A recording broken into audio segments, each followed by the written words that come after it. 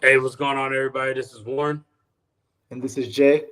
and we had the blackout Christmas night game, and let's talk about it.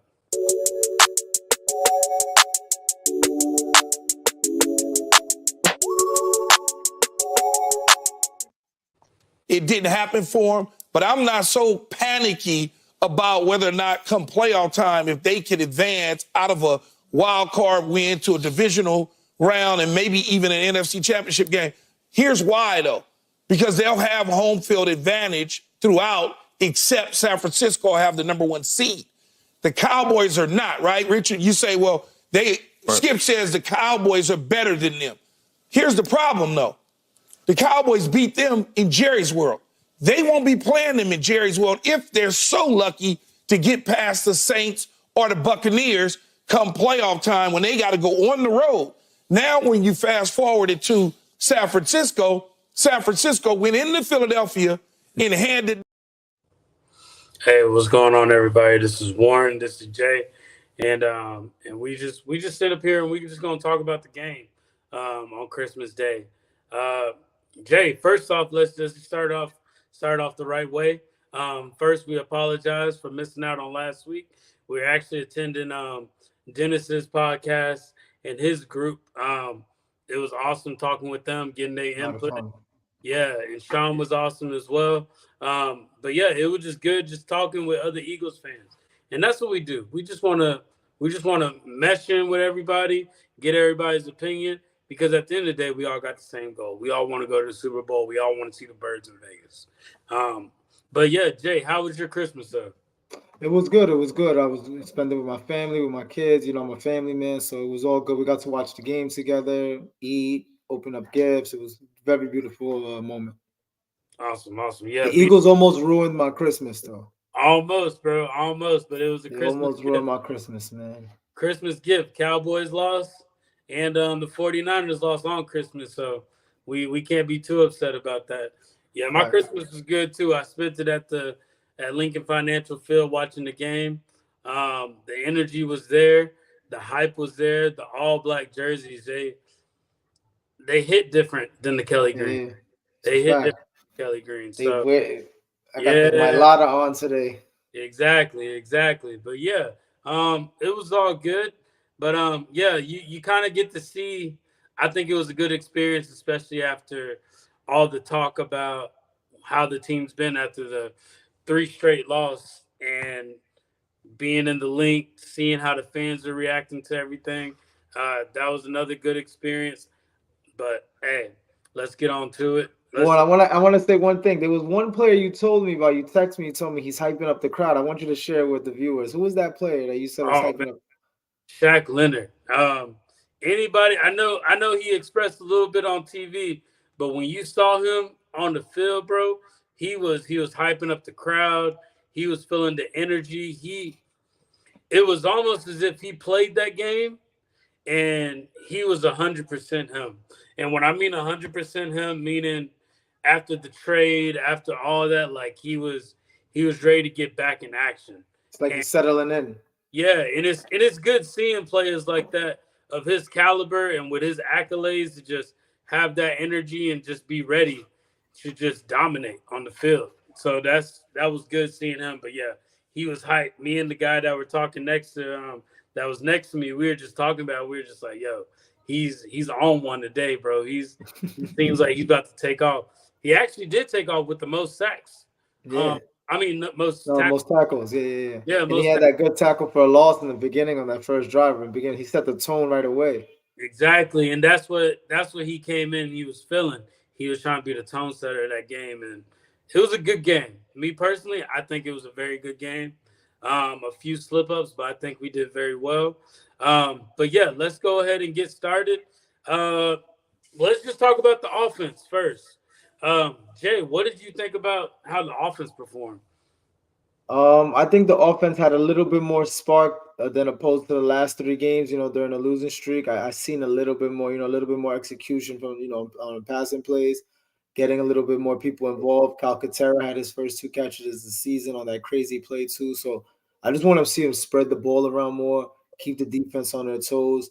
But offensively, they still have not hit their peak. They're still not where they're supposed to be. Like no matter what, like they should have 40 plus in this game. Like, and they had 33, but they should have way more than that. It's just something's not right, and it's hard to pinpoint it at this point, this late in the season.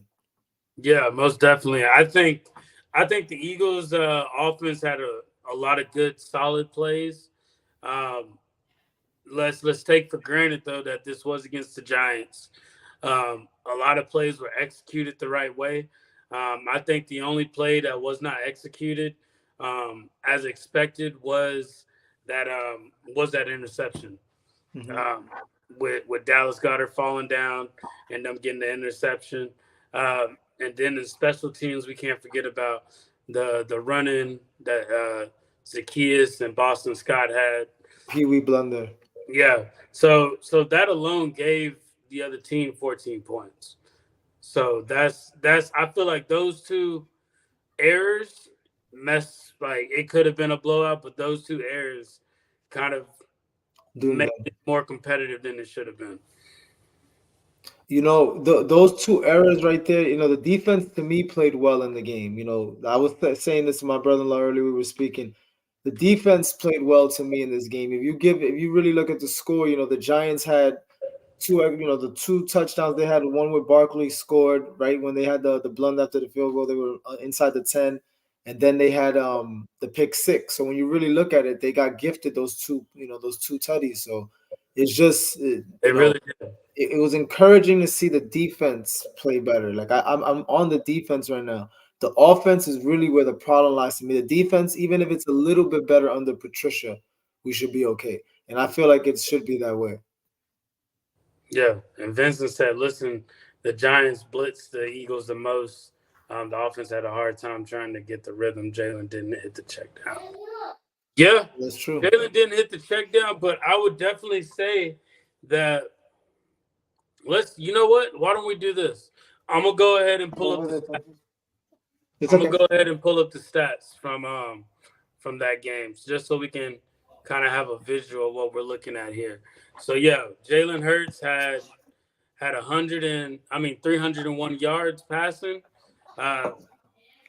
34 yards rushing. Swift had 92 yards rushing. Gainwell had 41, and then you got AJ Brown with 80 yards. Devontae 79, Dallas Goedert 71. That's what I personally was impressed with, getting Dallas Goedert the ball, because I feel like he's been slept on this entire season, just getting the ball and getting his yak yards. 71, Gainwell 38, Calcaterra 21. Brent Covey even showed out a little bit with 7. So I'll show you what I'm okay with. You see the targets. Look at all the people who receive targets. That's what I want to see. I want to see him targeting more people besides the big three. And Kenny G in the passing game should be used more. He should be running out the backfield, getting him in space, because he could dice up a couple people here and there. He's a situational player. But the targets, to me, as long as they increase and you keep trying to get other people involved, they got to get another tight end involved, whether it's Calcaterra or it's Jack Stoll. Somebody has to get involved more besides Goddard, because the Eagles utilized 2 tight end sets a lot. And why just have that guy out there to block? Make him a threat. Make the defense also worry about him in the passing game. Yeah, no, Vincent has good points. The stats don't really tell the outcome of the Eagles still. We kicked a lot of field goals. That's very true. We're this season has been very reliant on Jake Elliott, too reliant on the kicker. And you put that much into the kicker, and luckily he's performing. He answers the bell every time it rings. But he's right. There's a lot going on with the Eagles offense. It's been a mess all season. I'll be honest with you. After the Seahawks game, my optimism went super down on this team. Even if they won on Christmas Day, like, they got to show me more at this point. Like, and I'm an optimistic person always. It takes a lot for me to start, jumping ship. But on this team, something's going on offensively. Like, they made a change defensively, and you see results. You're seeing a little bit of results. Don't look at the points on the board. Look at how they got those points. Like I said, 2 of those touchdowns were situational and basically gifted, the pick 6 and then the fumble right off from special teams right inside the 10. But they got to make a change on offense. Something's not clicking. There's a problem there. It's very obvious. It's embarrassing that it's going on in front of the whole football world and everybody can see it, but we don't know what it is. Yeah, and to add on to that, being at the game, I felt a lot of the energy and a lot of the momentum in the stadium. And after Jalen got that interception, you could hear the crowd kind of talk to each other and make statements like, "We need to run the ball. We need to run the ball. We need to run the ball." Mhm. That's when the chants started coming in. Yeah. We got the ball back. Run the ball. Run the ball. And that's what they ended up doing. And as we looked at those stats there, Swift had 91 yards rushing. Swift would have not had those yards if it wasn't encouraged for him to keep running. They ignored it a little bit because Brown caught that pass in the third. It was like 3rd and 20 or 3rd and 15. 3rd and 20. No, 3rd and 15. Yeah, Yeah, 3rd and 15. Yeah. AJ Brown. Yeah, And then we started running the ball. And at the end of the day, us as fans, that's all we want. We realize how dominant we are with running the ball. We just want to see it. We just want to see with the type of running back that we have right now. I think Swift could be leading in yards right now. If he's about to hit 1K. He's about to hit 1K, and we're underutilizing the dude. It's crazy. 3 players again. The Eagles are gonna have 3 players over 1,000 yards this season. Exactly, and I'm like, yo, we could have just kept Miles Sanders doing this. The good thing the one thing I miss about Miles Sanders is, like I said, he used to break a big one all the time, like a big run, 60-yard run, 50-yard run. He used to get those holes. But what I like about Swift, I like his decisiveness, and he could keep the clock going because he dices people up too. They just got to use him more. You saw it finally at the end of this game. They started salting the clock away, running, and like you said, the chance has a lot to do with that. And just the past experiences. You're getting cute at the end of games, trying to run little RPOs, trying to make, trying to see if you could get a quick pass or slant in, and you end up making a risky play. Yeah, and maybe you can disagree with me if you want a little bit, Jay, because I want your input on this. And Vincent has a good point. If the O-line's not doing their correct jobs, then running the ball is going to just be pointless. So I definitely understand that. But if you notice, a lot of these teams right now, we left halftime 20-3. If you really think about it, that could have been Swift, Gainwell, Boston Scott, and Penny if he was active. Time to just shine, bro. That legit could have been their time to just run the ball, just keep running it, and we could have did that the whole second half and been in a better position than the little simple mistakes of Dallas Goedert slipping, and then it caused a pick six. And then with the whole and then let's be honest too, Brian Daboll made a good decision by sitting DeVito and putting in Tyrod Taylor.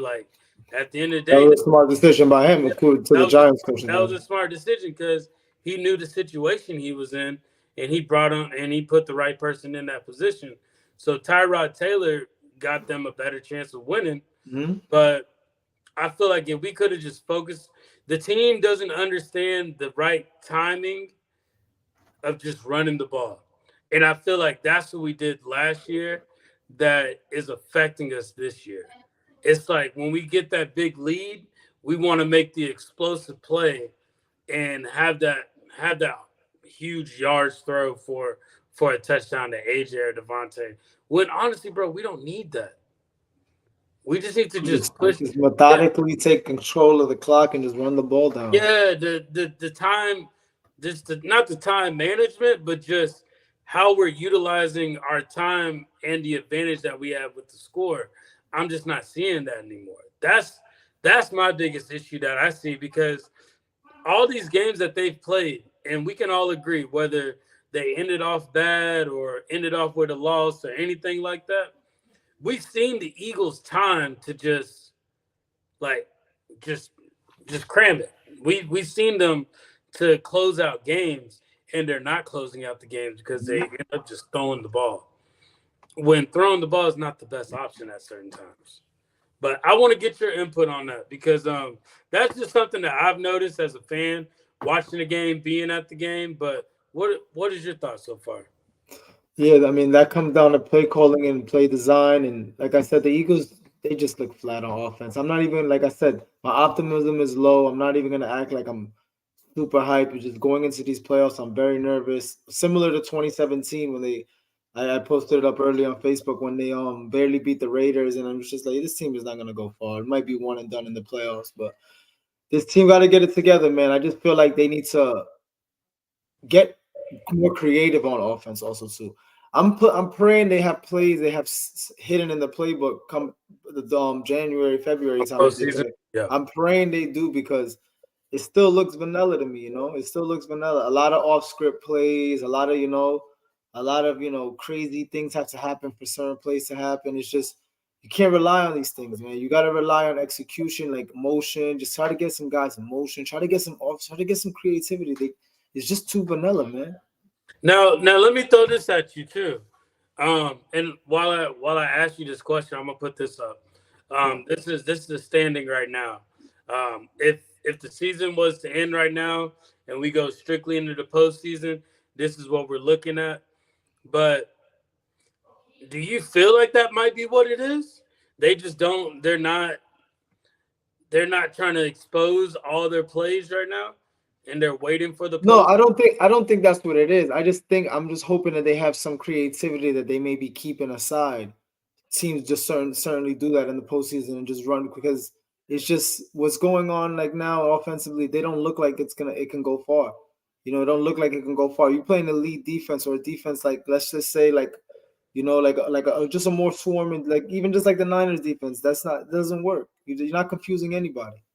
Yeah. So as we look at this playoff picture right now, you got if the season was to end right now, and at the end of the day, what this basically shows is if the Eagles finish off all their games with a W, and the Cowboys finish off all their games with one more loss, this is where we would end up. Um, I'll be honest with you, this isn't bad, but from a momentum and competitiveness and wanting to build up the momentum of W's, I would like us to be in that fifth seed because even if we're in that fifth seed, we have home field advantage. So that's because we would end up playing the Bucks and then we would end up playing the 49ers. And then on the other hand, if we go based off what we see here, we will play the Seahawks. If we win that game, we will play whoever wins out of Detroit and the Rams. Yeah, but you see, this is the thing. This is how it works. You see, you want like you say, you'd rather be in the fifth seed, but if you're in the fifth seed and then you end up having to play, let's say Dallas is the 2 seed, or let's say you end up having to play whatever the Lions, right? Whoever you play has the higher seed, they get home field advantage. So if you're number 2, you basically have home field advantage over everybody but San Francisco. Yeah, so that's an advantage that we do have. Yeah, So so I'd rather be at 2 because look, Seattle will have to come there. You feel me? Anybody else would have to come to Philly besides the 49ers. so you think that we're a team that's good. You're saying we need home advantage right now. If we're trying to get where we got to go, Yeah, I think we it's need not at the that good to minimum the where 2 we need seed. home advantage. For sure. And I'm not saying because the Eagles haven't played terrible on the road, but in the playoffs, it's better for people to come through the link. You understand? It's better to go through the link at all times. The NFC Championship would be in in San Francisco because they're the number 1 seed. Yeah, no, I like that. That's a good point. I like that, Jay. So I'd rather stay there. Look, and Seattle's gonna come, and I know, we basically almost beat them the last game, but it'll be a different outcome for them to come over there. And I would love to go to that game because I was at the 2019 game when Carson got his head hit in the ground. So that would be avengement, perfect. Yeah, so this is where we at. And I guess this is me just being optimistic about it a little bit, but we haven't played our best football. Yeah.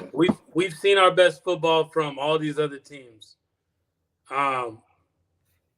We've seen the Seahawks play their best game, the Rams, and that's one thing that I would say right now. The Rams are doing phenomenal right now. The Lions, they played their best game. The Cowboys, the Bucks. The Eagles are the only team in our division that just have not played their best football. So that's what's giving me the optimism right now. Like, is it something like, hey, once we get into postseason, maybe it'll put some type of just spark into these players' eyes to where they're like, yo, we can actually take this if we do it right. So that's kind of where I'm looking at. Vincent actually made a good point. He said, sorry, I think the team needs to play on the road. There would be no more distractions. Okay. Yeah, you see, I like that idea too, but the game I would on the road would have to be versus Frisco. Like that would be the game right there. You get those couple wins at home, and then you go into San Francisco with some energy. That's what I would be hoping for. But it's just if the Eagles would have won the Seahawks game today, we would be speaking about the number 1 seed. That's all I gotta say. They doomed themselves in this one. Well, I don't know how much you've been watching the Rams, but I think the Rams are going to give them a run for their money, though. Yeah, the Rams. Look, that could be an upset right there. Let's say it ended how it is. The Rams and 6 seed, the Lions. The Rams could upset the Lions. The Lions can't get a stop on them. No, I'm talking about the Rams are playing. The 49ers only have the Commanders and the Rams the next few games. That's their last 2 games. The Cowboys have Detroit, and they want to say they have the Commanders. The Commanders, yes. Games. They do. So if the 49ers lose to the Rams, that will put us at the 1 seed. If we went out. Yeah, if the 49ers lose one more game, that will put us at the 1 seed. I would hope. The Rams game is not going to be, it's not going to be a walk in the park because now you got a little bit of a deflated 49ers team right now. And Trent Williams, when he doesn't play for them, it's just like when we lose Lane Johnson. They're a different football team, man. At the end of the game, they were getting ran on to that left side like crazy. So, just we're going to see how the season plays out. You're very right. The 49ers could drop one of these two. It's not 100%. Nothing is a guarantee in the NFL. The Ravens showed us that anything is possible. Anybody can get touched, man. Anybody. Yeah. Anybody. And I think the Ravens are that good. But remember, the 49ers opened up a blueprint on us. The Ravens possibly could have opened up a blueprint on the 49ers. My only thing is this. The Eagles just got to come out knowing they got to be physical when they're playing the 49ers. You got to play physical, and I feel like that's the reason why the Ravens won that game, because they played all these teams that did not match their physicality. Then the Ravens come in and they match it, and they didn't know how to react to it, bro. Like Brock Purdy, 4 interceptions. How many sacks was it? I can't even remember. I don't know how many sacks, but I know he had 4 interceptions, and the 5th one was by Darnold. Yeah. So it's like it's any given Sunday. Any team can fall off at any time. But yeah, that's the way I look at the playoff picture. And let's be honest here too. There's a lot of teams. There's a lot of teams out there right now that wish they could be in the position that we are in. That really wish it. My biggest thing is we can't just keep knocking these teams for what they're doing. We can't keep knocking the Eagles. Like, we can't. Like, the negativity that we got right now, we can't have it. Right now, we're 11-4. Like, we're not playing our best ball. It's a weird 11-4. Yeah, it's a weird 11-4. But think about it. And I know this is too late, but it's like, when is it going to click? But think about once it does click. And I keep thinking to myself, what if it doesn't click? What if they're just this nail-biting team? What if this is just if it does not click, Nick Sirianni will be fired. You think? I think Brian Johnson will go first. I think Sirianni will get at least another season, or at least a couple. They'll give him more time, but at the minimum, Brian Johnson will be out the door. Yeah, the minimum out the door. And the difference the Ravens have gave up ball hogs to the Eagles. Yes, they Yeah, have. they do, and they have people who are acclimated in their defense who've been playing in their system. The Eagles have yet to build that continuity on defense. That's why I want Ringo to play more. That's why I want Brown to play more. That's why I want Blankenship and Brown on the field at the same time. I want these young players to mold together and form a defense that could be formidable for the next few years. When that happens over continuity, as long as they play together and they get battle tested in these type of games, they could moving forward. They'll be a team like the Ravens who's built that continuity. Yeah, and me and Vincent were kind of talking on the side, and Vincent made a very good point that yes, Ringo has been very, very he's surprised us on his performance that he's played the last 2-3 games. Mm-hmm. However, what Vincent was mentioning is the fact that yeah, but he's not experienced, and his experience is what can jeopardize us at the end. And my biggest take on it is, well, we've had Bradbury. We've seen what Bradbury's done, and he's hurt us. So it's kind of like, which one would you rather put? That player that's been hurting us every time for the big plays, even Super Bowl, bro. Like, let's be real here. Like, the Super Bowl, that was a big play. Like, that pass interference was a huge call. Until Bradbury does something astronomical, we're always going to remember that call and this burnt toast portion of his career right now. And it's sad because he's had plays. He's a good like Bradbury's not like, he's going through his moments, he fits a certain scheme defensively. The man is not his strongest, is not his strongest attribute, but like he's had his moments. He's came up with plays for Philadelphia. It's just his blunders have outweighed his good plays. So like tell me just after the last 2 games, the Seahawks and the Giants game, what are your thoughts on the secondary? Like I said, I think the defense overall is getting better, but specifically, I think they're getting better play from the linebacker position in the secondary. They've missed a lot of tackles here and there. In the Seahawks game, it was all missed tackles at the end and a little bit of blunders. But I think defensively under Patricia, they're playing better. They're playing better. They didn't give up too much in that Giants game. They gave up the big play at the end and stuff like that. But like I said, the Giants got 2 gifts on Christmas. And I just think moving forward with Patricia, they're going to be better. So I think the secondary just needs more time.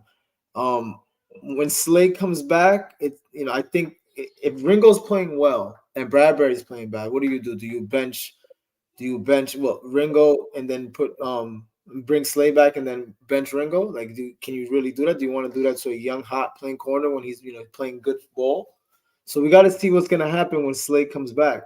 So what about when Maddox comes back too? Oh, when Maddox comes back, his spot is solidified. Maddox, if he's available, he has to be on the field. And all of us, we're upset with his injury history, but he makes a difference on defense. He's a ball hawk. Like a heat-seeking missile. He moves around. Yeah, Dennis. Dennis, I sent you the link if you want to hop on. Just let us know. Dennis, we only been on it for 28 minutes. We just talking. Yeah. Dennis' show was fun last week, though. I can't lie. We had fun with the Dennis' show with his opinions, with his boys and stuff, with Sean, his other co-host, Logan. It was cool. It was a good experience. Yeah. So we're gonna go ahead and talk a little bit. I feel like the offense did well. They didn't do the best. I think they did well. They made strides. With them doing well, I want to talk about the defense because this could have been more of a blowout than it really was. But with that, I want to add Dennis to this. And hey, if anybody would like to hop on, you're more than welcome. Hell, like it's still the holidays right now. I know a lot of y'all might be just hanging out. So you're more than welcome to hop on, but let's go ahead and bring on Dennis. What's going on, my friend? There you go. He's got the shave. I see you. DJ Dennis is in the building. 1-800 bench Reed Blankenship because he almost lost the team. He What's almost going sold on, the man? bag. Bench the bum. Oh, Yeah. Bench man. the bum. So check this I out. got a clip later for Dennis to watch Yeah. about Keyshawn Johnson talking You about gonna So young Dennis, players. gonna Dennis, tell I'm gonna me, kind of bro, put you at where we're at right now. you We're can't talking sit about here. the defense. So we know you despise Reed Blankenship. Look, We, all right, we hold on. Look, understand. now you done made me take my hat off. Now I'm mad. All right. So, It's but not hold that on, I hold hate on, the hold on, hold man. on, hold on, hold on. I don't So- hate the man. So what do you? So my biggest conversation is with Kelly Ringo. He's been explosive. He's made impacts in these games. How do you feel with him now coming into the secondary, and with Maddox coming in? What do you think can transition with these two players now being on the field? I don't want to throw him in the game too early Mm-hmm. because I don't want him to get exposed into something and people say, hey, we overreacted. He's a bum. Da, da, da. You know what I mean? Like, he's the legit one that you can say, hey, he's a rookie. He hasn't played that much, in the same scenario of what people are doing with Sidney Brown. But in the same scenario, Bradbury ain't it. And Warren, just so you know, like half your face is cut off of your camera. Yeah. No, continue. I'm listening. Go ahead. But it just look, I appreciate what Bradbury's done in 2 seasons with Philadelphia, but something's got to give, dude. Either you got to figure out what the fuck you're doing wrong for you to be playing like this, or you need to go on the bench until you figure it out and understand, like, hey, I can't play like this. Something's wrong. How do I fix it? You know what I mean? There's something going on. Either he's hurt or we just overpaid and he sucks. It's one of the two. Yeah. No. I agree with you, but My son's phone. Hold on. I think my biggest thing is Matt Patricia is still trying to figure out He's learning. He's trying to figure out how can he utilize these players. He's playing with the card he's dealt with. So there ain't no doubt on that, that's bro. the biggest thing right now. He's dealing with the cards he's dealt with, and I'll point this out too. Zach Leonard and that backup linebacker did not play bad, but this is against the Giants, so we got to take it with a grain of salt. The defense itself looked good, in my opinion. They're still growing. They're getting better. You don't see them as frustrated as they were. I looked at a stat the other day. The last 2 weeks that Desai was calling plays for the defense, he gave up a total of 78 points. That's almost 80 points in 2 games.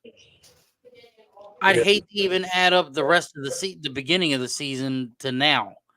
But in 2 games, Patricia's only given up 38. They're getting stopped, and they're getting stopped, bro. They on third The down. only thing I don't agree with is I don't agree with Nolan Smith playing linebacker and being in coverage because he hates playing coverage. He's made that clear. I am a blitzing linebacker or a defensive end. You need to find a way to transition him to be on the field with Sweat, Reddick at the same time, and put Davis and Carter in the middle and run a big man 5, or find a way to transition it to where they can move around. Because he's got the speed. He can close on people, and we've seen it. But he doesn't want to do that. He wants to get to the quarterback and use what he's good at. Once he figures out how to use his hands in the NFL and take advantage of everything, you're looking at a total different breed. But the biggest problem with this defense right now is that some bitch Reed Blankenship. I don't care what anybody says. That's your freaking problem right there. Little stupid plays that he gave up to Slayton for the freaking 36-yard touchdown. Warren, you were there.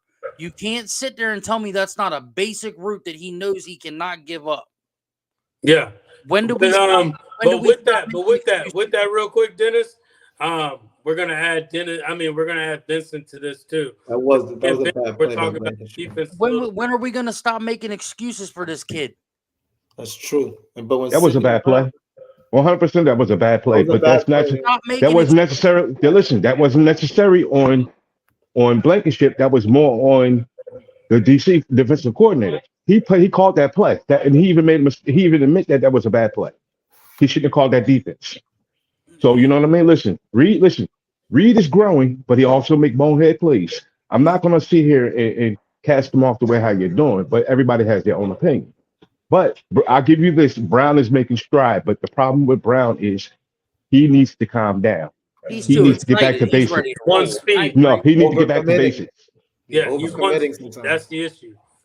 But the thing with Brown is like everybody, oh, he cost us the game against Seattle on No. one touch. No, you some bitch. No, No, he he didn't. didn't. He No, led he the didn't. team in tackles.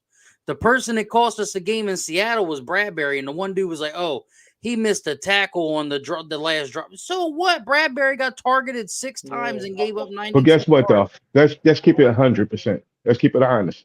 We can blame Bradbury, but the team shouldn't have been in that situation either. I blame that game on Jalen. That's a game Jalen lost, Buzz. Jalen did not want to hit the check I down. blame you. Not- Yeah, I mean, I You're see not wanting to that. hit the check, John. Hitting the open man. You understand what I'm saying? Start That's the valid. offense. Yeah, And that's that's the difference. That's the difference between Seattle's game and the Giants game. The Giants game, he went to, I think, 3 other different receivers other than the big 3. Yeah. You know what I mean? And he also hit the check down more consistently. You know what I mean? Vince, let me We're, ask you a at the end question. of the day, I feel like we're finding more ways to lose the game than more ways to blow teams out right now. See, but watch this. So many opportunities to blow teams out, but we drop the ball. Whether it's Zacchaeus and Boston Scott running into each other, they fumble. Like silly things like that. But yeah, like dumb, Yeah, but that play, throws in the but foot that, with dumb things like that. Yeah, I agree. But but Vince, that hear play, me- with that, hold on. That play with Zacchaeus, he got pushed. Don't listen. He got pushed into Boston Scott. You know what I mean? And that was a good defensive play. You know, people not bringing that up. Step back. I didn't see the push, but I'll go watch it back. He did get pushed. I give you that. He did get pushed, but it's just I gotta see. But if it's we how, look, like, it's I how don't clumsy even. it looks. It's how clumsy it looks when we're watching it. It's like I don't even want to look back at the Seattle game, but I'm gonna say this. And Vince, hear me out. Why in the fuck are we taking a deep ball shot to fucking Quez Watkins? Yeah. Listen, That, if you watch that play and the Quez Watkins, if you watch Quez along with AJ Brown, Quez basically jobbed. He didn't run the pattern all the way through. You understand that? Listen, Yeah, I mean, there was Quez. fast No. interference. Listen, Quez should not have been on that field. Quez should not have been on that field because that's who I think Jalen's talking about the total commitment to playing. He's talking about Quez because Quez, if you look at it, Quez don't do nothing. Quez is just out there right now. He's not doing anything. You're He's absolutely mad. You know what I right. mean? Zacchaeus earned that right to be on that field. Mm-hmm. yeah. I think he's mad because they brought in Julio. No, they're not using Julio correctly. Because listen, if they want to run quick slants and all that, Julio's the guy. Julio is. They could be just passing it to Julio. Yeah, and get him in Dallas a little Goddard all day. Vince, I ain't trying to look at your ass, man. Come on now, bro. bit. We ain't trying to look at Dallas right now. Come on now. No, listen, I'm at work. My boss just came in. But go ahead. Now, what was the question you was going to ask me? No, I was just gonna say the thing about Quez. Why are we taking a deep ball shot to Quez? Like that was just dumb. But like what's name Top Billin said, if you want to throw that play, why didn't you put Smitty in that position? Yeah, Smitty at least Smitty's would have ran guy. out the pattern and he would have defensed the play up so that the defender wouldn't have got the pick. Smitty would have at least made him see the pass interference. Quez is going down with the Raiders. But you know what though? To be quite honest with you, I'm tired of trying to look for the penalty. That's the easy way out. And that's what Nick Sirianni, what Nick Sirianni said in his conference call. I'm at this point right now. Fuck Nick Sirianni because he's losing the fucking locker room and he's fucking his team. Now up. you see what I was telling you back when we were on your show Going on. about Nick Sirianni. He's controlling the plays that are being. He gives him just a handful of plays to use. That guy's After running my that, pocket. He wants Brian Johnson to select. I don't think Brian Johnson is getting full reins like Shane Steichen had. I Let me tell- personally do not think he has full range like Shane Steichen.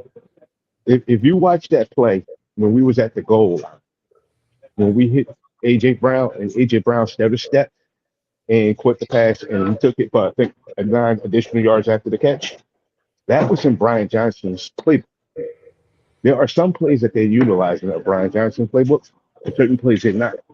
Now, I think the biggest problem is Nick Sirianni needs to put that play sheet down and let Brian Johnson just call the game.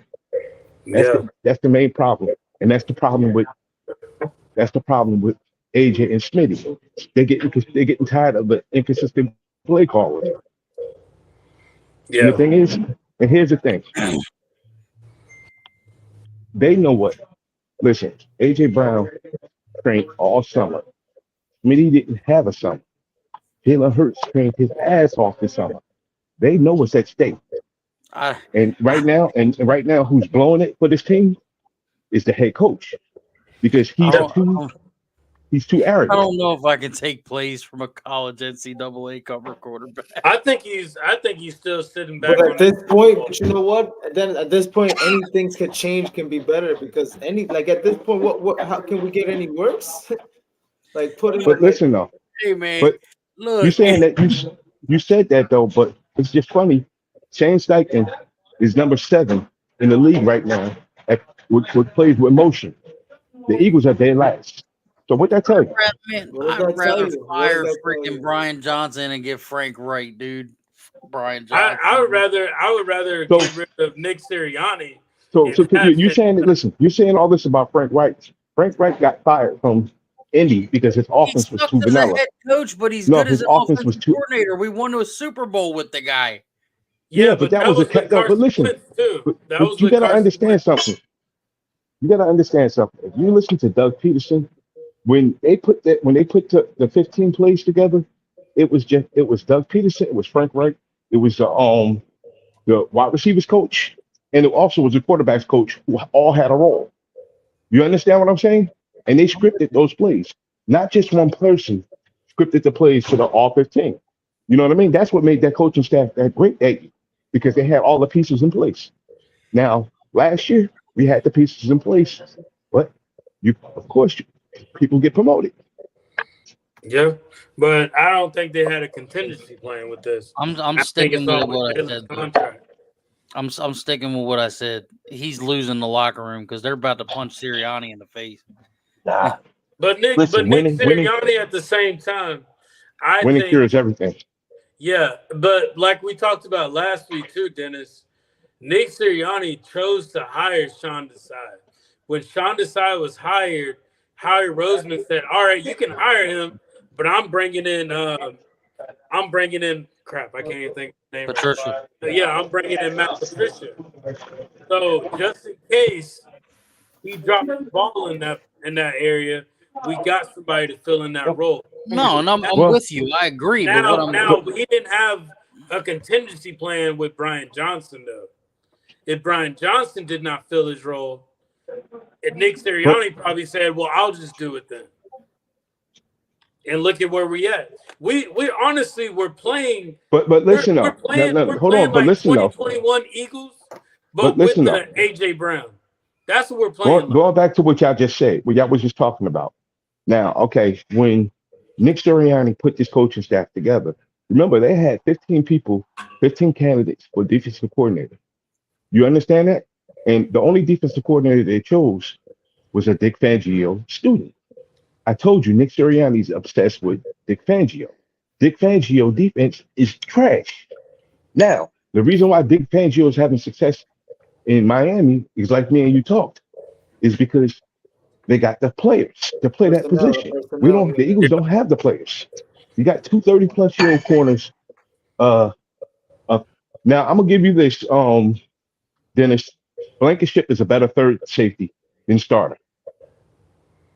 Because you need somebody like Brown, and you also need somebody like CJ Gardner back there. You understand that? That's a hell of a combination. And that's what we're missing back at the safety 10. But it was Nick Sirianni's decision to hire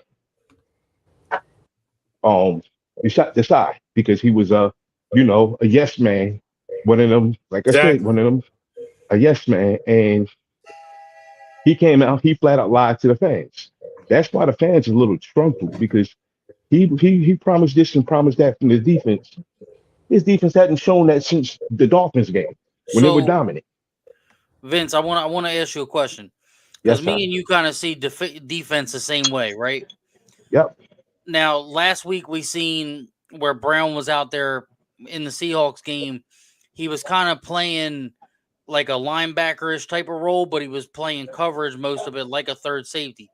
Do you Yes. not agree that's a good fit for that kid because he can cover better than our linebackers have shown all season? But this is the same conversation me and you had in the first time me and you spoke. I told you they needed to put him in that third safety role at the line. No, and I agree, but I'm saying, but do you agree that the kid has gotten better? That he deserves He more? has gotten better, but I think they need to leave him at one position. Let him play safety. The only way you're going to get better is just by playing one position. Your You keep one moving role. any player over and over. How are you going to get used to something? And how are you going to, you know what I mean, build your confidence up to play that one position? Yeah, that's true. Yeah, stick No, to and I'm your with one you. job. Yeah. No, Now- that's facts. Now, here's the thing. People don't realize something, okay? The last two games, and me and you talked about this. Seattle and the Giants. They didn't attack this defense until the fourth quarter on the last drive through the air. They ran the ball, Seattle and on the Giants, because they was trying to hide the quarterback. Now, I don't know what Matt Patricia can do because we play a team who's going to air it out. Now, personnel is a key. With Maddox coming back, that's going to take pressure off. And when Slay come back, that's going to take pressure off. But y'all was talking about the linebacker, bro.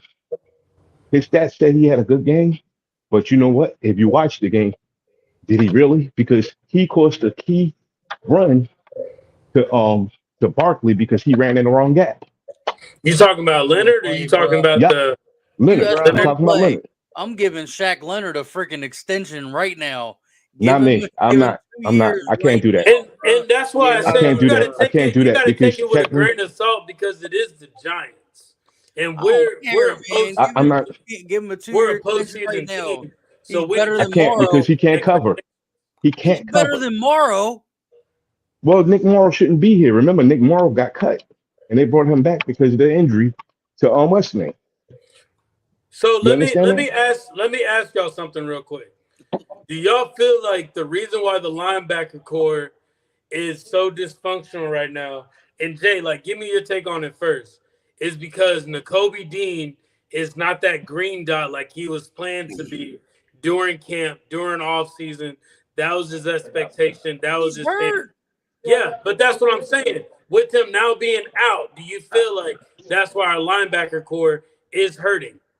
Well, yeah, of course, but you know what, bro? The linebacker is a quarterback on defense. Think about it. What if Jalen was out and you keep shuffling quarterbacks? You're gonna have different results. So I just think like without a steady middle linebacker, they're always gonna have this issue with getting set on defense, pre-play calls, pre-snap calls. There's no leader on this defense, and I keep saying that and saying that there's no real leader on this defense. You didn't know Nakobe Dean, like the thing that we're not looking at and we're not paying attention to is this kid. It's his second year in the league. It's first time really getting play time, and everybody's just To be quite honest with you, the place.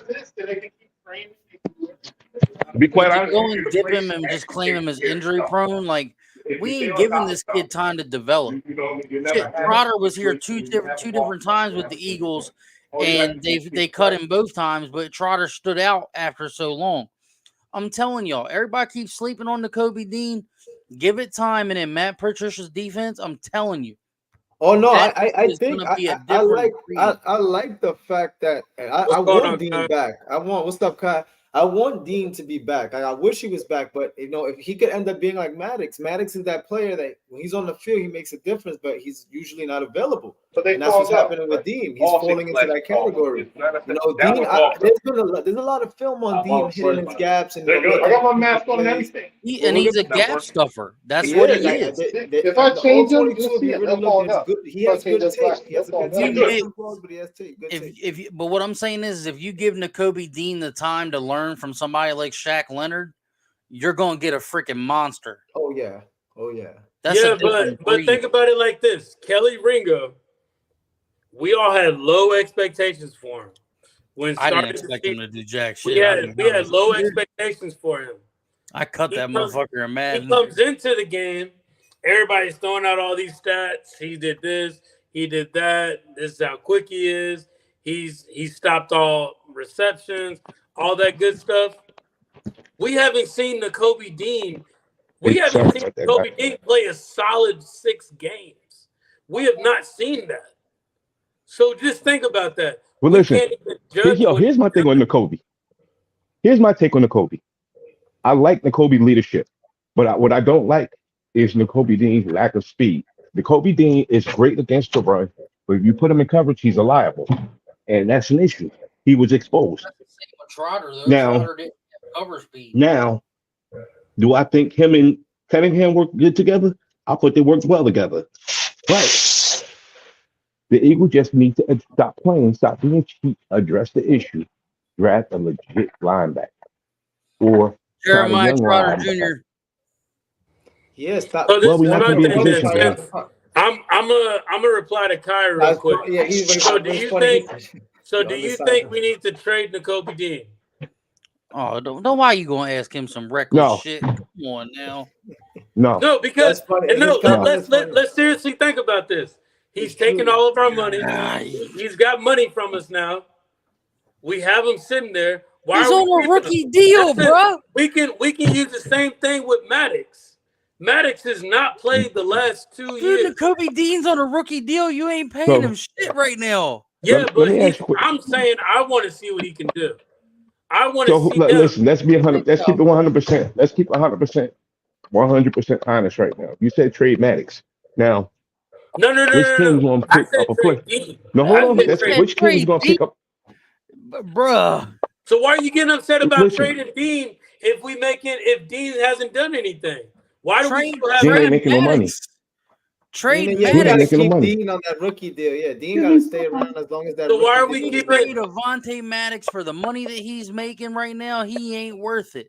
You still we can't trade Maddox. You got room to. We're not going to get money with Maddox right now. We can't make money with him. He's a 4th, maybe 5th round draft pick. Maybe. Because his stats will make up for that. Now, the person who we can trade and get value for is Josh Sweat. But I wouldn't trade Josh Sweat. That. That's right. No. I wouldn't, No. I wouldn't trade. Gotta starve on pass rushers after that. But he would be the one. That's a good point, though, but I wouldn't want to trade Milton Williams. Now, here's the thing. Rodgers made a video, a little video to the fans, basically telling him he's coming. Now, I'm more excited about next year's cornerback, that class coming in, because I know they're going to draft the corner, and then Rodgers dude's next level. Isaiah Rodgers and Ringo get more experience, and Slayer be back. But the problem I have, Bradbury's not going away because his contract. The Eagles would be $17 million over the cap if they cut Bradbury. Yeah. So it's a liability. I said, listen. We had that with Wentz too, and we made it work. But this is my thing right here. But don't nobody want to trade with Howie right now, dude. Howie done pissed everybody off. Well, you can see on a narcissistic side, you can say that. But on a real side, not a lot of teams, not a lot of players don't want to come to the Eagles because of how he structured his contract. Look, let me just tell you something. If Gardner Johnson, what he should have did was he should have fired his agent, because you know what? At the end of the day, guess what? The Eagles do pay players in the back end of the contract. They do receive their money. Now, who is his agent? Doesn't he have Rosenhaus? No. Rosenhaus and the Eagles has a great relationship. No. That's the thing. Rosen, if he was the Rosenhaus, he would have signed with the Eagles. Let's see. Bradbury needs to just become a situational player. I like him in running situations. Amen. Well, here's the thing.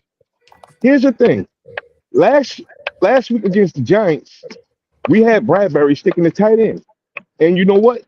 And he just demonstrated he couldn't even stick a damn tight end.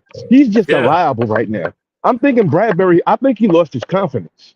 You know what I mean? Because remember Toast Patterson. Remember Toast Patterson? Juju Smith, all that stuff, bro.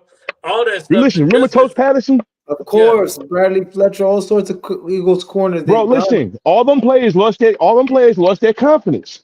Playing in Philadelphia, playing in Philadelphia is a hard market. Bradley Fletcher, that's who he reminds me of right now. He wore 24, but Bradley Fletcher. You remember Bradley Fletcher when he was just getting killed? Him and Kerry Williams. This is 15. What this reminds me of. You talking about 14, All I'm 15? saying is they better never ever bring back Crevan LeBlanc because that motherfucker was garbage. He's a fan favorite for his energy and stuff, but he was decent in the slot. He wasn't nothing crazy. The only time he was good is when he was knocked out on his back in Green Bay. Fuck that dumbass bum. Don't even let him go on the midnight green ever again. You're emotional, Dennis. Can't let these people get to you, Dennis. But yo, at the end of the day, I look at it like this. We got the draft coming up. I really Jeremiah Trotter Jr. should be the focus. Jeremiah Trotter Jr. And I not even. I'm sorry. I'm gonna disagree with y'all on that one. I'm gonna disagree with her because we're sitting here crying about cornerback and safety. I think those two must be the most addressed issue. Linebacker, you can get a linebacker. You can get a linebacker. Yo, listen, you can sign a linebacker. Free agency. Not for the money these fuckers want anymore. Hell no, I'd go on a rookie deal and build one. Well, how yo listen? You don't think that if he keeps putting stats up that he's gonna be available? He's the listen. Straight up, get rid of Bradbury. There's your shit. Y'all can have it. But you gotta look at it like this too. Y'all just mentioned what's that was with the Colts that we picked up. He just can't play. Isaiah Rodgers. Yeah, he just can't play right now. So I feel like quarterbacks, they got their role. I think they just need. The Eagles do not have an enforcer right now. You see what I'm saying? Look, I'm gonna give y'all a joke because we was joking about this the other day. They said Rodgers, he got suspended for gambling, right? The dude goes, "How these motherfuckers gonna get in trouble for gambling Uno cards in the locker room?" No, y'all ignorant, like. So my thing is, I feel like cornerback, we can get that situated. But linebacker is your quarterback on the defense. We need somebody to step up. But honestly, don't you feel though that this defense is just lacking juice, lacking speed, lacking heart? Well, look at the defensive line. Look at the defensive line. We got the same D line except for Hargrave. We got the same D line except Hargrave.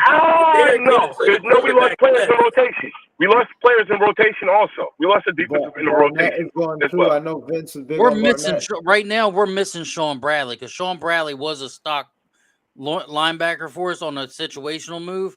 But he's never seen the field. He was a special teamer. Don't bring Sean Bradley name up again. Sean Bradley now. I'm highly disappointed at his development. He should have been the future, but he was a key. All he played was special teams. You see Sean Bradley play the terrible play in preseason where he had an opportunity to be outstanding. He was just a body. Don't bring Sean Bradley name in. Barnett's taking off with the Texans right now, and I think that was our biggest loss. What? Well, listen. Vince called that. Vince called that. But let me just tell you this right now. You know who's stepping up and trying to be an enforcer? It's Brown. If you seen that hit where he went for the damn quarterback head when the goddamn offensive lineman got up and shoved him, that's what this team needs. That's the guy. This team, listen, they don't have that bully. You understand that? But my biggest problem with Brown is he's trying to fill shoes that he can never fill. You're Sidney not Dawkins. Brown is the you understand that? But you're not Dawkins though. You're not, Dawkins, you know, Dawkins will lay that you gotta dog. Dawkins only one developed Brian into Dawkins. Dawkins. There's Dawkins only one developed Brian into who he Dawkins. was. I ain't saying that. Yeah, because listen, Brian Dawkins will handle the kill shot. He would get the kill shot on the defender. You know what I mean? But Brian Dawkins was also an excellent tackler. Sidney Brown can't tackle. You know, listen, I give you that. I give you that. You know what I mean? Listen, I like his speed. I like his passion. I like his intensity. But at this point in time, all we need to do is just get somebody on the ground. Yeah. Yeah, don't try to get too fancy because they've been lacking. You can't get too fancy tackling because they've been missing tackles like crazy, getting fancy and not wrapping up. Like you complain about just that. said Dennis. Sidney Brown can't tackle. No, he could tackle, but sometimes he overcommits. The 2 tackles he missed in Seattle, he overshot. His speed is why he's not tackling. Yeah, if he just slows down a little bit, he's gonna be a hell of a player. He's already playing well, but You seen how he performed against Kenneth Walker. He did not slow down his speed with Kenneth Walker. That's why Kenneth Walker was able to just pass right by him. Well, let me just tell you this. Kenneth Walker is going to do that on 95% of the defensive players in the league. Kenneth Walker is just that special. No, I didn't get back on. You know what I mean? Now, hold on. Before I get off, let's talk about Arizona. Yeah, that's where we're moving to next. Talking about Arizona and what to expect out of that. I think that's going to be our hardest game out of these next 3 games. Well, next 2 games. Nick Sirianni said that he took Jalen Carter off the field to move Brandon Graham inside because he played, he was getting more pressure on the quarterback. Let me tell you something. At this point in time, you do not remove goddamn Jalen Carter off the field. Jalen Carter is another goddamn person who brings heart and passion to your team. You understand that? Even though Jalen Carter do some bumhead things sometimes, but he's a rookie. He'll learn. Now when I'm upset is now I argued my buddy down about Jordan Davis, and he wanted to take Hamilton at safety. I said no, Hamilton too slow.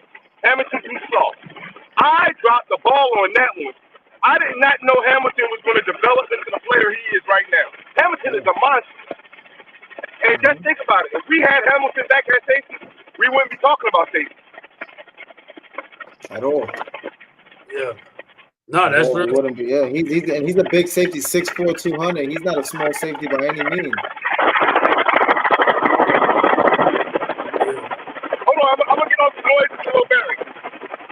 All right, boss. All right, bro. We appreciate you coming on.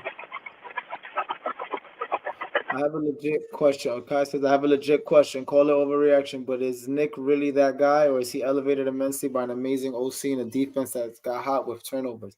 Yo, Kai, that's a legit take, bro. That's a legit take. Once Steichen went out the building, certain people went out the building, he had to do things on his own. And then we had a little bit of Nick Sirianni in 2020. So we know what he is, with different type of people. Is it the people around him? Because certain head coaches do get bailed out by their coordinators and certain coaches around them. So at this point, there's a lot of questions in that locker room. Who's the real leader? What's going on? There's something's going on over there. That's for sure. No, I agree with you. And I think we need to look at a lot of this about just our regular work environment, bro. Because at the end of the day, this is their job and this is what they're getting paid to do. If you're the manager of wherever the hell you work at, you got 2 main managers that are under you. If those are your 2 top performers, they getting everything done for you. They knocking it all out. You don't have to worry about it. You literally just sitting back and just making sure the numbers look right. It literally gets to a situation where you just got to make sure the doors are open and the signs turned on type situation. And those 2 managers that were your best managers leave you. Yeah, think about it. Think about you. What are you now? What position are you in now? You're definitely compromised. Nick Sirianni is in. He does impulse hiring with Sean Desai. Impulse hiring by saying, "Yo, this offense was good. Let me just bring Brian Johnson up." Brings him in. All right, it's not working. all right, that's not working. Sean Desai is the biggest reason why we're letting the ball, we're giving the other team a chance to score points. So you got to get rid of Desai first. Like that, you got to get rid of Desai first. So now Nick Sirianni is in a position to where it's like, damn, well, we see Shane Steichen taking off with the Colts. We see Gannon taking off with the Cardinals. The Cardinals defense is nothing to sleep on. Like they're nothing. Yeah. And you know that Jonathan Gannon's gonna have something in him, to try to get back. He's gonna. So that's what I look at. About the first year quarterback coach, and I think the quarterback coach is Tanny, I think, but you're putting rookie coaches, rookie coordinators in positions with a Super Bowl roster. What you think is going to happen? Yeah. Personnel, you can have the right personnel, but if you don't got the coaches to guide them, it's like a recipe with a bad cook. Yeah, and I'm gonna add this too, and we talked about this a little bit on Dennis's show. When Shane Steichen and Gannon both got hired to their individual teams, they brought the Eagles staff with them. So anybody that was under that original coaching staff was promoted now to that role. So now you got players that have more experience than these coaches. That's where the issue comes in. And I feel like that comes a lot with more on the defensive side than the offensive side, just because we have a lot more talent on our offense than our defense. So when you got people like Sidney Brown, Ringo, Ricks, Blankenship, goddamn Morrow, Jalen Carter, Jordan Davis, so many rookies that need to be taught by a hard-nosed coach that wants them to go after the ball. And first off, Desai wasn't like that. Desai gave us false expectations. He said he wanted us to be a feared defense. The only time we were a feared defense was the Dolphins game. That was our best game that we played, was the Dolphins game. And so my thing is, it's a coaching thing. At the end of the day, we can blame Jalen for the play calling, the interceptions. We can blame Bradbury for his play calling for his bonehead moves that he's made. But at the end of the day, it's the coaching scheme. The scheme is not. It's not. Nobody's scared of our scheme at all. Like they're not scared. They know, hey, Bradbury's trash. We're gonna run it on Bradbury.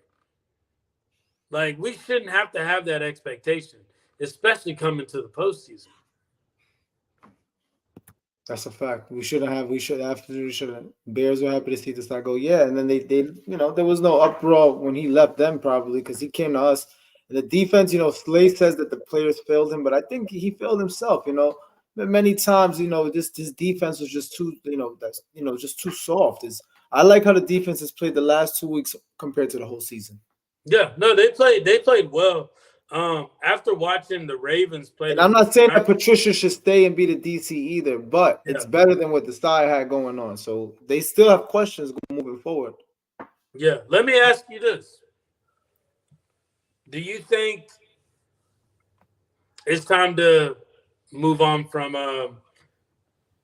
Nick Sirianni? Now, before you answer this, Nick Sirianni, Andy Reid, and I want to say Dick Vermeil were the only two Eagles head coaches to have this same winning streak that we've had right now.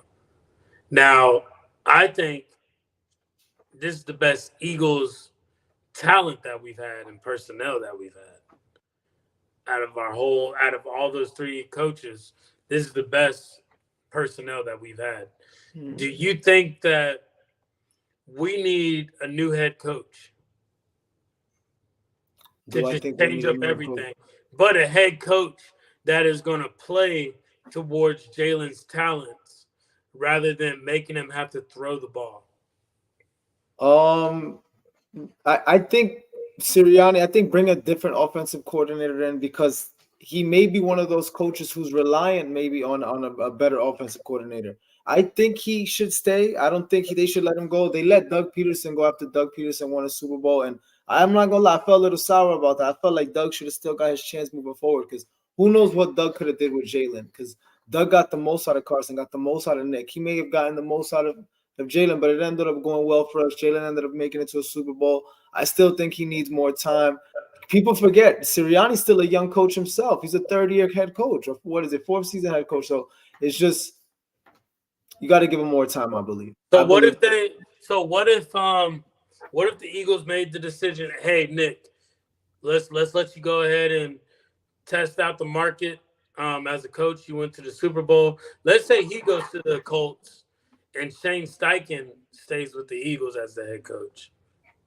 How do you think we would be as a team? Oh yeah, I think we're obviously Shane Steichen would be back. I mean, obviously if he came back to the Eagles in any capacity, it would be a good marriage. But you know, they essentially will be swapping spots, and I don't see that happening. I see that Kai said something about throwing money at Link. You know, it would maybe Lincoln Riley. I believe he's talking about Lincoln Riley. Yeah, bringing him into the league, you know, may spark things up. But I don't want the Eagles to keep experimenting anything. I want them to bring in a guy who's proven, known, who's worked with quarterbacks, good track history. But it's hard to find coaches in this league. It's hard to find, you know, good coaches in this league. And then there's always the guys who teams are trying to find the next hot coach, like the Eagles. The Eagles usually hire lower end guys who with potential. Like that's the same way we got Peterson. When we hired Doug Peterson, nobody was jumping up and down. Yeah. Now think about this too. Same thing with Sirianni. When we had Chip Kelly, we pulled Chip Kelly from college into the NFL, right? Mm-hmm. The way this whole NIL deal is going on and how players are making money is now different. At least the head coaches for these colleges are now getting the experience of what it's like to deal with a player that's making money.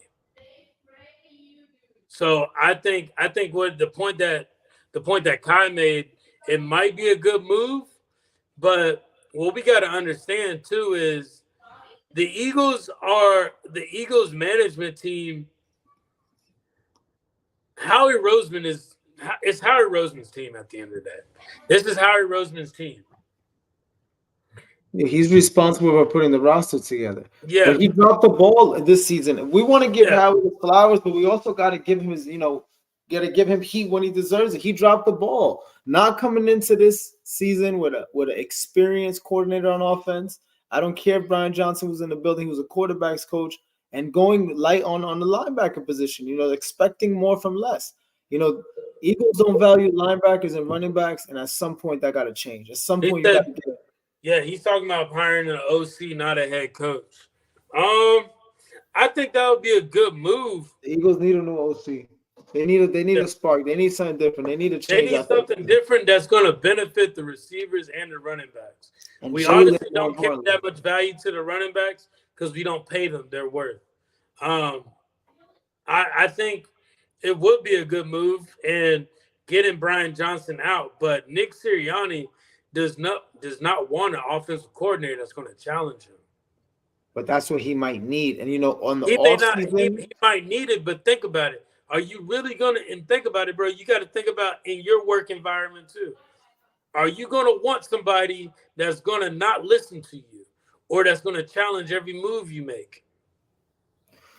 No, yes and no, but also if you're thinking from a team, because he's the head coach, you're right. He doesn't want somebody to come in and basically make, because now he's looking at it from a standpoint, and we're looking at him from a standpoint from the Gannon comments when he said, "What if I hand it over? Like, look how they're gonna look at me." So we know that's already how he thinks. That's it. Yeah. He knows if a guy comes in and does better than him, is gonna knock his confidence down as a head coach. But you know what? Maybe that's what he needs. Maybe his mind is good to work alongside somebody and just hand off the reins. After this season, it's going to be a lesson for him, whether we go far or not, as far as picking the right coaches and putting together a coaching staff.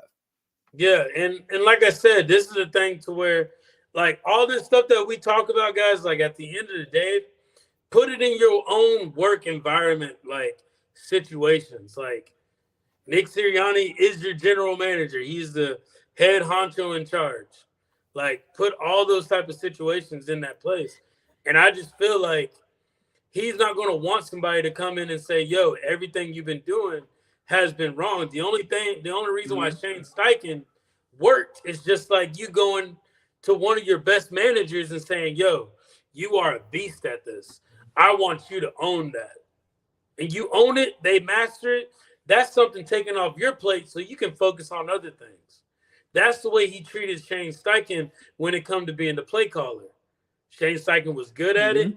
He elevated it. He did well at it.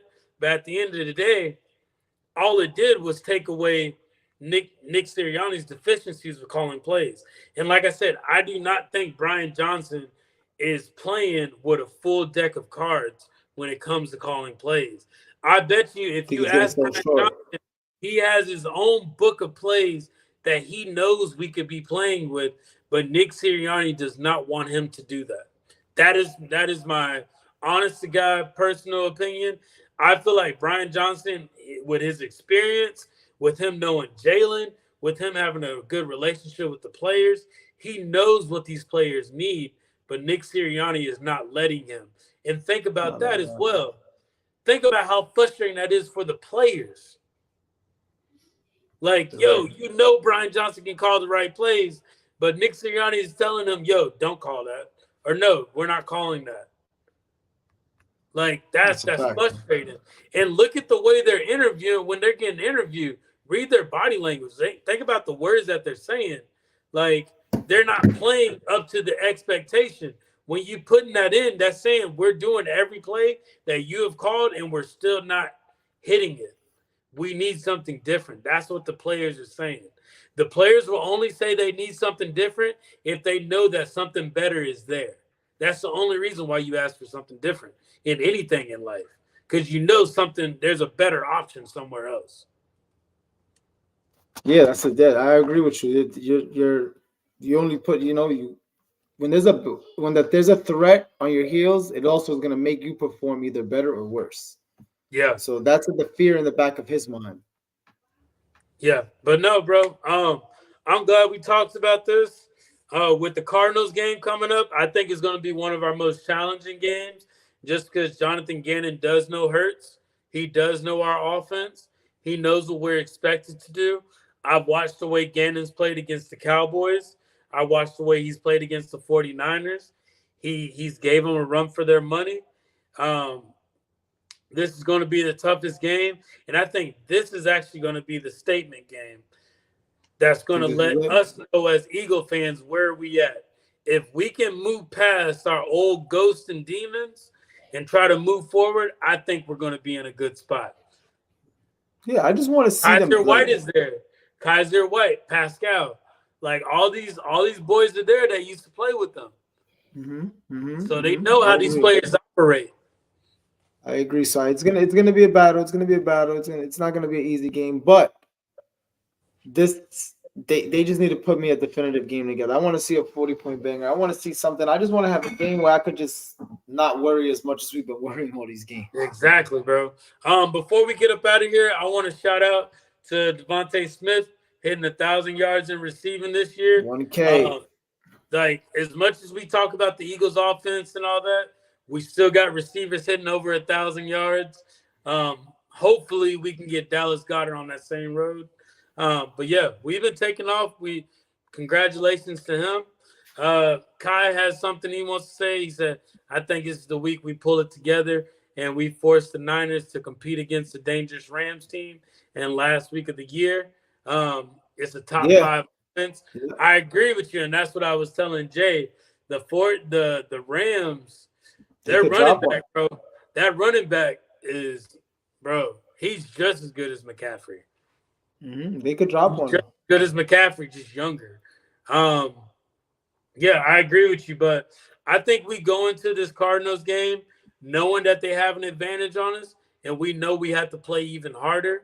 Jay, what are your expectations coming into this game? I think they're gonna get. I think they clicked a little bit better than the Giants game. I think if they get these kinks out, iron out, this may be the game where they could surprise us a little offense. Like I said, this is a non-division opponent. This is a conference opponent. I'm not sleeping on Arizona by any means. I think that the Eagles will win this game, and I just hope they win it decisively and not nail biting. Yeah. Yeah, we No, do need to. Unfortunately, we do got to root for the Cowboys to beat the Lions. Unfortunately, but Dallas is also due for a win, and they're going back to their little domain where they always win and play like a good team. And as long as they're not on the road, they're pretty much good to win. So I could see the Cowboys beat the Lions this week. I also could see the Cowboys self-destructing. I thought the Cowboys needed. Let's say the Cowboys have won against the Dolphins, and let's say they lost to the Lions, that would be more beneficial for us. But the fact that if they lose to the Dolphins and they lose to the Lions, that we take it over as far as the division, because when it gets to that, that goes based off how many NFC wins you got and how many AFC wins you got. Yeah, but I think for the number 1 seed though, we have to get number 1 seed. We need San Francisco to lose to the Rams. But so we need another week of us winning and them losing. Yeah, but we also need the Lions to take another L too, because then we're gonna end up finishing with the same record as them, and I believe they have a certain tiebreaker over us too. Okay. So we need the Cowboys to beat the Lions because we want to form a tie in between them two. Yeah, I think the 49ers can lose against the Rams just because of their coaching staff. And plus, remember, I'm telling you, man, that San Francisco's not perfect. You go on these runs in these high moments. That's why I'm happy the Eagles, they were playing bad a little bit before the end of the season. These last 2 games, we could pick it up and go with momentum into the postseason. It looks like the 49ers, man, if they don't bounce back from this game, the ball could start falling for them quick. Yeah. But you got a good point. That's a really good point. Yeah, the ball they could start spiraling quick. They could go on a skid, man. They could go on a skid and start, losing. Yeah. Yeah. We appreciate you guys speaking to us and communicating with us. If you ever want to come on the show, definitely message either me or Jay. We can send you the link and you can join on. We just like getting everybody's opinion. At the end of the day, it's no animosity. We all got the same goals, we all want to go the same place. We just got different. Eagle fans love fighting with each other. That's that. If you're going any Eagles group, that's all we do. I don't know other fan bases. I have friends that are part of the Jets fan base, Giants fan base. Being the area that I'm from, but I never see them fighting like this. It's like we're a dysfunctional family as fans, and it's a team. Yeah, we and that's just because we got the passion there. But we appreciate you, Kai. Good looking, Kai. Everybody watching us. Thank you, Vincent, and thank you, Dennis, for hopping on and giving y'all's input. We're the Eagles Countrywide podcast too. Yes, sir. And we'll be talking to y'all soon. Fly, Eagles, fly. Go Birds.